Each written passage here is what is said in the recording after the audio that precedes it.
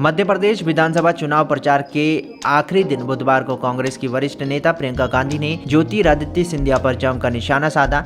वो सिंधिया को गद्दार कहने से भी नहीं चूकी, लेकिन अब सिंधिया ने प्रियंका पर पलटवार करते हुए पार्ट टाइम लीडर बताया है। बता दें कि ज्योतिरादित्य सिंधिया ने कहा कि प्रियंका गांधी जी पार्ट टाइम नेत्री हैं। उन्होंने कहा कि काबिलियत को कद से तोलने वाले अहंकार का पाठ पढ़ाने से पहले कृपया आईने में झांक लें। सिंधिया परिवार ने भ्रष्टाचारियों और वादा खिलाफियों के शासन को बार बार बदला है और एक बार फिर जनता मध्य प्रदेश से आपका सुपड़ा साफ करने जा रही है। सिंधिया ने कहा कि किस परिवार के सपूतों ने अफगानों से लेकर मुगलों और अंग्रेजों तक से भारत माता की रक्षा के लिए जान की कुर्बानी दी थी और किसने चीन से भारत की रक्षा करना तो दूर उन्हें भारतीय जमीन पर ही भेंट के रूप में दे दी थी। किस परिवार की दूसरी पीढ़ी ने सत्ता के लोभ में इमरजेंसी लगाई थी। आज भी किस परिवार की वर्तमान पीढ़ी स्वयं विदेशी मंचों पर जाकर देश को बदनाम कर रही है। सिंधिया ने आगे कहा कि काबिलियत को कद से तोलने वाले अहंकार का पाठ पढ़ने से पहले कृपया स्वयं आईने में झांक लें। आपने भाषण के दौरान ग्वालियर चंबल को ग्वालियर चंबा कहने वाली प्रियंका गांधी जी को मेरे परिवार पर आक्रमण करने के लिए भी एक पर्चे पर लिखित लाइन की जरूरत पड़ती है।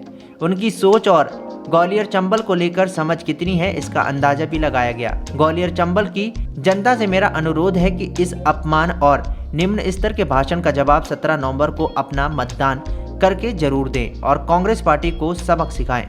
बता दें कि मध्य प्रदेश की दतिया विधानसभा सीट पर कांग्रेस पार्टी के उम्मीदवार के लिए प्रचार करने वाली प्रियंका गांधी ने कहा था कि बीजेपी के सारे नेता विचित्र टाइप के हैं। एक तो सिंधिया जी हैं, उनके साथ मैंने यूपी में काम किया। क्या है कि वो कद में थोड़े छोटे पड़ गए, लेकिन अहंकार में वाह भाई वाह। जब हम यूपी में काम कर रहे थे तो यूपी से हम भी हैं। हम यूपी वालों की आदत है कि शिकायत, गुस्सा, नाराजगी सब निकाल देते हैं, लेकिन महाराज बोलने की आदत नहीं है।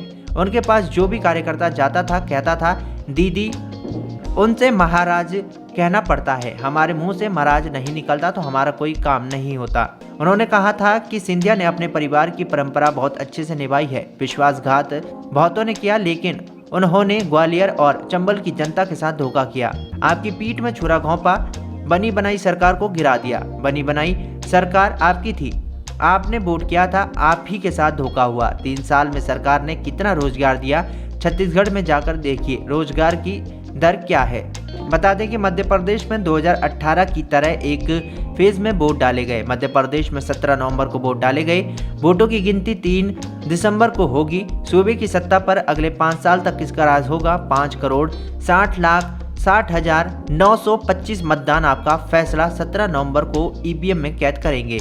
चुनाव आयोग की ओर से मिली जानकारी के मुताबिक प्रदेश के कुल 5.6 करोड़ मतदाताओं में 2.88 करोड़ पुरुष और 2.72 करोड़ महिलाएं मतदाता हैं। इनमें ऐसे मतदाताओं की तादाद 22.36 लाख है जो पहली बार मताधिकार का उपयोग करेंगे।